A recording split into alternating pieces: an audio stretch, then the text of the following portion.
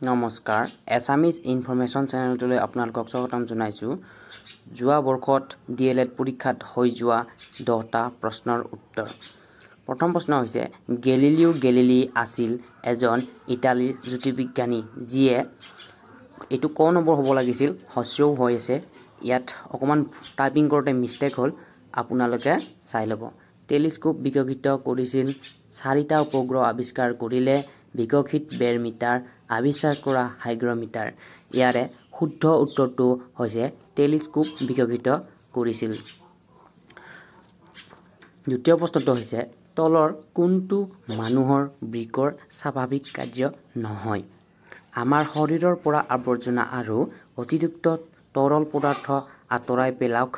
খ নম্বৰ ৰক্তচাপ নিয়ন্ত্ৰণ কৰা হৰম'ন মুক্ত কৰে তেজত চেনিৰ মাত্ৰা নিয়ন্ত্ৰণ কৰা শৰীৰৰ পৰা ড্ৰাগছ আঁতৰাই পেলাওক। ইয়াৰে শুদ্ধ উত্তৰটো হৈছে তেজত চেনিৰ মাত্ৰা নিয়ন্ত্ৰণ কৰা। 3 নম্বৰ প্ৰশ্নটো হৈছে কোনখন নদী আন নদীৰ লগত মিল নাই? ক ব্ৰহ্মপুত্ৰ, খ সোৱণশিৰি, গ দিবাং, খ ধনশিৰি। ইয়াৰে শুদ্ধ উত্তৰটো হৈছে ব্ৰহ্মপুত্ৰ।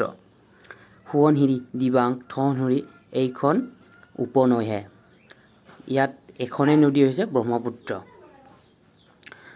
4 নম্বৰ প্ৰশ্নটো হৈছে কোনখন চহৰক লেণ্ড অফ 7 হিলছ বুলি জনা যায়? Shiraz, Rome, Venice, Baghdad. ইয়াৰে শুদ্ধ উত্তৰটো হৈছে ৰোম। 5 নম্বৰ প্ৰশ্নটো হৈছে এইডছৰ দ্বাৰা সংক্ৰামিত হয় যৌন সম্পৰ্ক, ৰক্ত সঞ্চালন, প্লেচেণ্টাৰ জৰিয়তে, মহৰ যোগেদি। ইয়াৰে শুদ্ধ উত্তৰটো হৈছে 1, 2, 3 যিটো মহৰ যোগেদি নহয়। 6 নম্বৰ প্ৰশ্নটো হৈছে কোনটো PME বিদ্যাৰ অংশ নহয়? ক দীক্ষা, খ কমিউনিটি ৰেডিঅ' আৰু পডকাষ্ট, গ স্বয়ংপ্ৰভাৱ, খ প্ৰি লিডছ বুক প্ৰডাকশ্যন।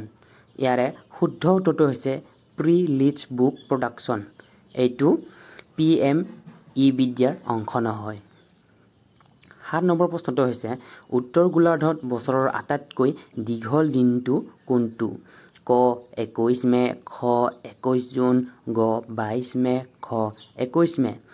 ইয়াৰে শুদ্ধ উত্তৰটো হৈছে 21 জুন। 8 নম্বৰ প্ৰশ্নটো হৈছে অসমৰ কোনে জ্ঞানপীঠ বঁটা লাভ কৰিছিল? 1 নম্বৰ ডক্টৰ ইন্দিৰা গোস্বামী, মামণি ফুকন, নীলমণি ফুকন। এইটো ফুকন হ'ব লাগে, ফুকে হৈ আছে। এইটো মোৰ টাইপিং মিষ্টেক হৈ গ'ল। বীৰেন্দ্ৰ কুমাৰ ভট্টাচাৰ্য। ইয়াৰে শুদ্ধ উত্তৰটো হৈছে 1, 3, 4 মামণি ফুকন নহয়।